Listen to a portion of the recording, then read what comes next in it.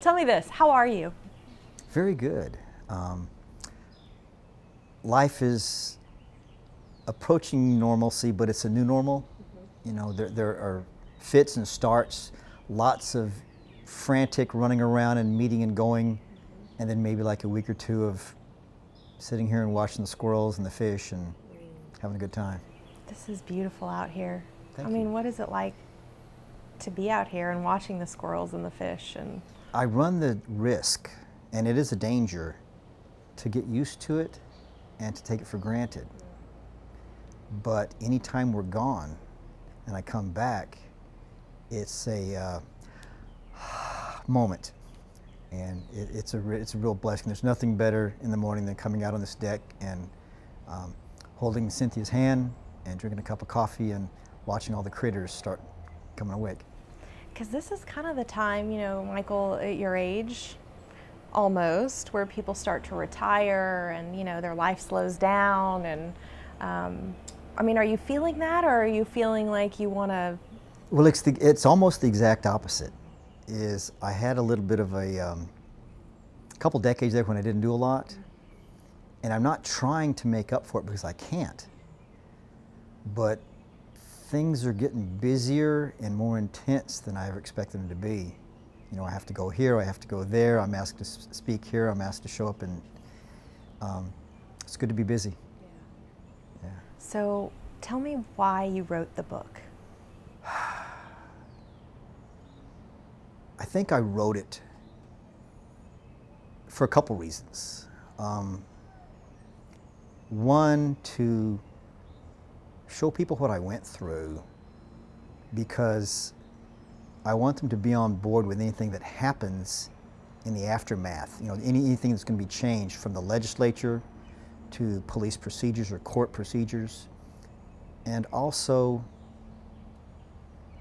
to kind of like hand it to my son and say, you know, you were in this, but you may not know it. And it might be a little bit of a parental cheating, but rather than have to go through it face to face, you just hand it to him. So so a lot of things in here will be a surprise to him? I don't think there'll be a surprise to him necessarily, but there'll be, you know, maybe some detail, or like, oh, I forgot that. And then I found that there are things that are surprises that I didn't know were going to be surprises to him. I just assumed he knew certain things. So there is a lot in the book about your relationship, and I really think Eric is almost the theme of the book. I mean, he's there throughout. Yeah. That I noticed. I wonder if that, you know, like you said, I wonder if that is, if he even knew, you know, maybe he didn't even know for 25 years that he was always there with you, because in the book it is plain to see that he was always there with you. Well, I've said that he was my idol, or he was my light at the end of the tunnel. He was the reason I got up every morning, that I had to get through this. You know, everything and everything else, or everyone and everything else seemed to have been either taken away or gone or just untouchable. But he was always what I looked forward to, or what I counted on. He was my reason. So it makes sense that you would want to write this as a sort of chronicle for him. Yeah, when I was inside, I kept a rather lengthy journal, and that was what I had planned on handing him. But after I got out and read it, there are parts in it my son may not want to read. I've mellowed a little bit and gained a little perspective. Yeah. Well, I like that there are a couple of excerpts here and there of your journal. I think that will be something that people enjoy. What else do you think, why do you think people should read this book? Besides it being a ripping yarn? No, I'm sorry. I think people should read it because the vast majority of the citizenry never comes in contact with the criminal justice system. They may have a civil case, there may be a lawsuit or something, but most people don't know what the criminal side of it is. And I didn't realize the chasm between the two. One of my lawyers is a civil attorney, and when he came on board to help, he was just stunned at the imbalance and the way the two sides go at each other. And instead of having everything out on the table and all the evidence agreed upon, it's a battle to find out what the other side has. That's insane. Why else? Why else do you think it's important? Because we've heard your story. Yeah. Right? I mean, you know, a lot it's of not people. news anymore. Well, no, it is. But there are things in this book that, you know, we hadn't heard before. Sure. Yeah. And you know, very personal feelings and things that you went through. And so, I mean, talk to me a little bit more about that. That you may think you know the story, but really. Yeah, there's a side to all of this that's I don't say it's allegory, but my experience may be very unique, but it's easily transferable to anybody who has serious health issues they're dealing with, or finances, marital problems, career off track, whatever your tragedy is, as Viktor Frankl said, it's a big deal, it's yours. And nothing is more important than that. And if I can go through what I went through and come out on the other side, then whatever you're going through, hopefully there'll be some encouragement here.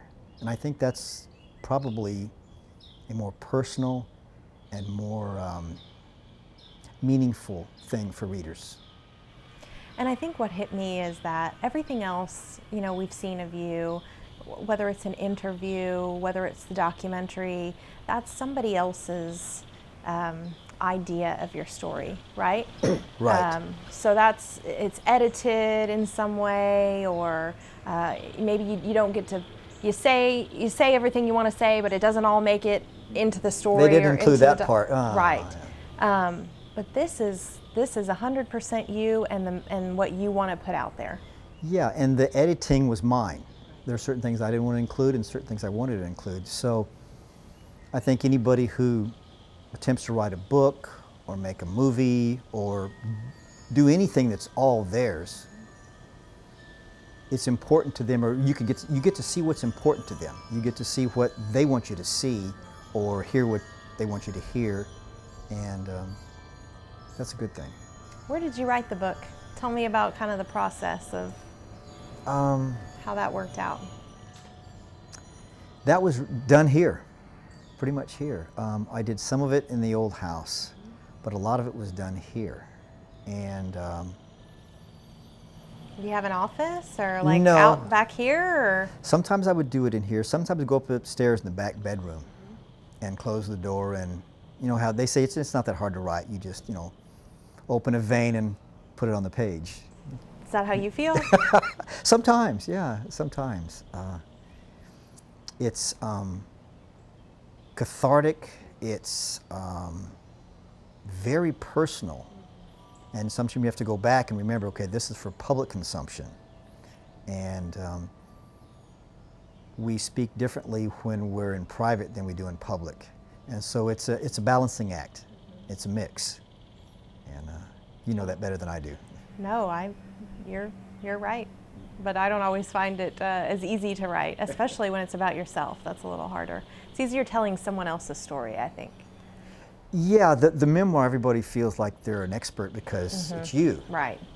And other topics you have to be a little more circumspect and you have to do more research. And I had to do a little bit of that because it's amazing what you forget in 2.5 decades. Right. And to pull something up out of my old journal and went, oh, I'd forgotten that. Yeah. Right. You know, what was going on this birthday, or say on 9/11, or just different things that happened. Well, how wonderful that you had that record. Yeah. I mean, no matter what you're doing. Not everyone in prison keeps a journal. Oh no, not everybody in prison can write. Right. I would encourage anybody, no matter how mundane you think your life is and not interesting, keep a little journal. It doesn't have to be every day. Just when the urge strikes. Yeah. So, how long did it take you to write? Oh, between 6 and 9 months. And like I said, there was a great deal of help because the bare bones was the journal. Yeah. Did anybody have to talk you into publishing, or was it something pretty soon after you were released that you knew you wanted to do? Well, I had always had aspirations. I've been published in little things, small journals and stuff, and I have I'm embarrassed to say how many novels I have in boxes upstairs unpublished, but I've always wanted to do that. And so I don't know if it was just a practice all those years, but here was an opportunity where I give it a shot, see what happens. Is there anything especially, is there anything especially in here that is your most favorite or moving, or the part you like the best? I like the epilogue best. Everybody knows the tragedy and the dark spots, you know, the low valleys and all that stuff, but I like the epilogue best because it talks about my new life, my wife, living here, in fact. And I don't know about you, but I like it. I'm sorry. I don't know about you, but I like a happy ending. And I have a happy ending. Yeah, no doubt. Yeah.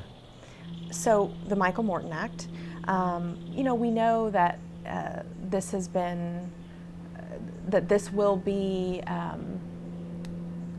the best thing for our society, so that people, so that what happened to you doesn't happen. However, as you know, there have been some growing pains, I guess. Sure. And people, some agencies are having a hard time finding the personnel, the overtime pay, that type of thing, to keep up with the demands for what they're now required to turn over as evidence. What do you feel about that?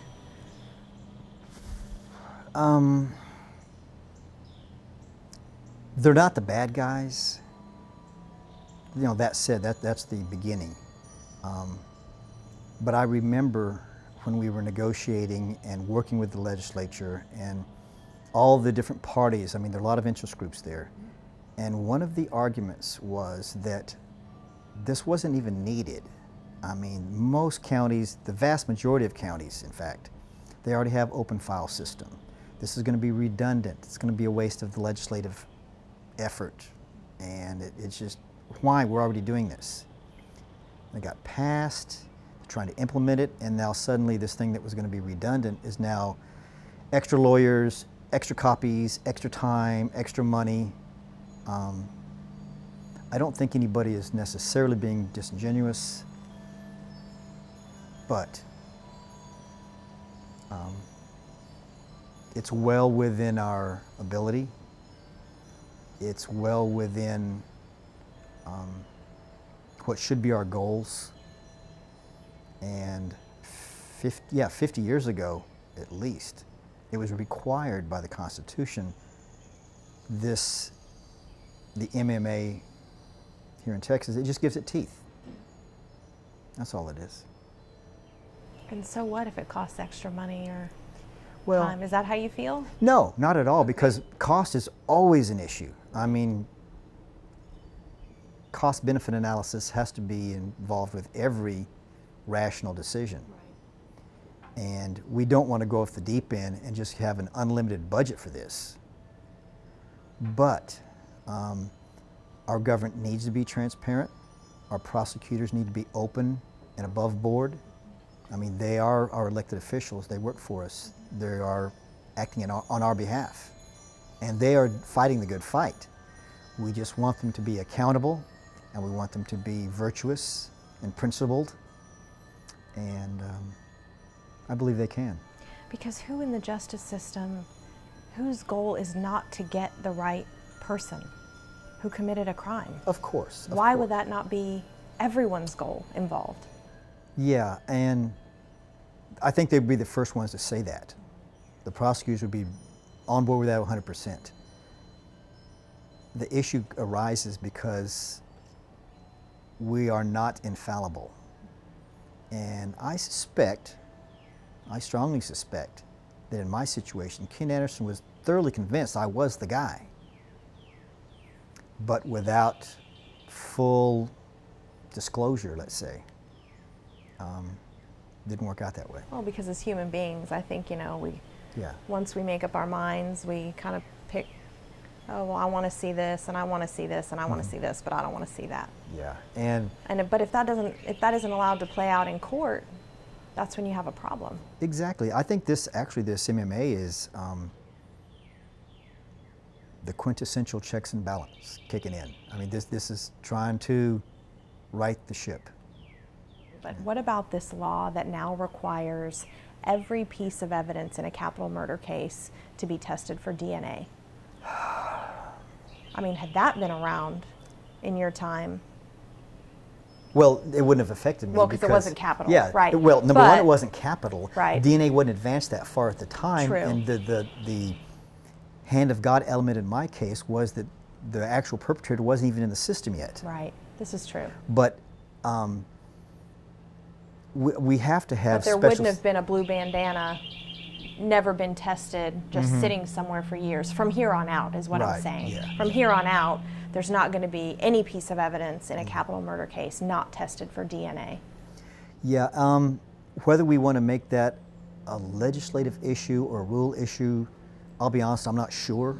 Oh, it is. Well, Rodney I'm Ellis. saying the rightness or wrongness of it, I'm Oh, not I got sure. you. I got you. But I think what's the most important thing, from my perspective at least, is that while there should be awareness of all these things, that way the defense at least knows, and this can be raised in court. Testing every single thing, there's a point of absurdity there, because there's a diminishing return at some point. But when you get off into that realm where you're going to take a life and there's no appeal on that, because once they're dead, and you have to start weighing it. Right. So at least this way you're saying, at least the defense should know about every piece of evidence and have the opportunity to test it if they want. Or at least in the final analysis, the jury will. They'll be aware of it, and they'll play that into the equation of reasonable doubt and how that fits. This is coming out of the epilogue. Okay. Eric has had to adjust again and again to different realities. I am grateful for the way he has welcomed me back into his life. He and Maggie have just become parents again, this time to Patrick, a handsome and healthy little boy. Their beautiful little Chrissy is 2. I am hoping in the years ahead I can relive at least a piece of Eric's childhood by watching their children grow up. I want to be a good grandpa. For now, I am practicing my parenting skills on the set of baby kittens Cynthia's formerly feral cat just delivered. The 4 little fur balls in an assortment of colors, and probably an equal number of fathers, are still mewling loudly in their warm bed in our home workshop. Their eyes have just opened, and they are squinting at their blurry and bewildering new world, wondering where they are and trying to figure out where they fit in. They are shakily beginning their new lives. I know something about how that feels. I know what it is to finally find your way. On this glorious dawn, Cynthia walks up behind me, reaches out, and takes my hand. I am free. I am home, and I am in love. Finally, the long night has ended. The sun is rising. Didn't expect that. Thank you. It's okay, I cried when I read that part too. Why are you emotional? Why are you emotional? Those are your words. This has been a really big deal, and in your day-to-day life, you kind of, for survival or well-being, you don't harp on it. And every time it comes back up, you remember in a very powerful way that, oh yeah, that was a big deal. Life is good now. Anything else you want to add? Anything else you want to say to people about why they should read this book? you have to have hope. And without hope, you will not make it.